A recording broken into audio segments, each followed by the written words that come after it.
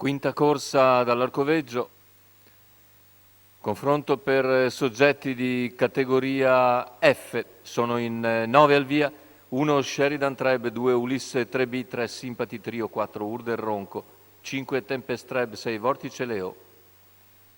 In seconda linea 7 Upper FKS, 8 Vida Francis, 9 Victory Route 3B. Favori per Sympathy Trio in chiusura, numero 3 Marco Stefani. Macchina che accelera con la velocità iniziale di Urder Ronco che va a condurre.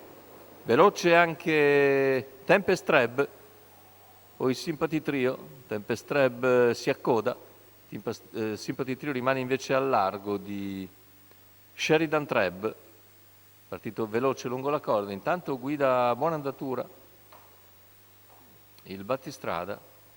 Urder Ronco che ha conquistato immediatamente la testa e ora è in vantaggio nei confronti di Tempest Treb, mentre Sympathy Trio è rimasto all'esterno.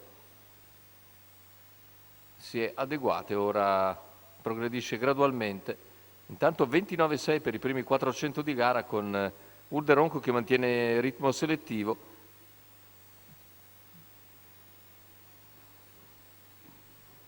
Dopo 600 metri di gara in 45,4. In seconda posizione c'è Vortice Leo,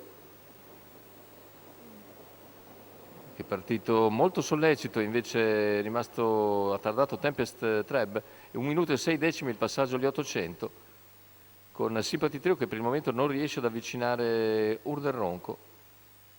Vortice Leo in seconda posizione davanti a Sheridan Treb, non cambia nulla tatticamente, il chilometro in 1:15,7 con Luca Lovera che continua ad andare via di Lena. L'errore di Vortice Leo a 500 dal palo permette a Sympathy Trio di riposare un po' in schiena al battistrada Urder Ronco. In terza posizione rimane Sheridan Treb, mentre dalle retrovie cerca di farsi luce in terza ruota Victory Route 3B.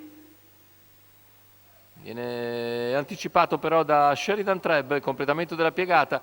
Anche Sympathy Trio anticipa gli avversari e in retta Urder Ronco ancora a buon margine di vantaggio e nel finale controlla la situazione per venire a vincere nettamente la lotta per il secondo posto.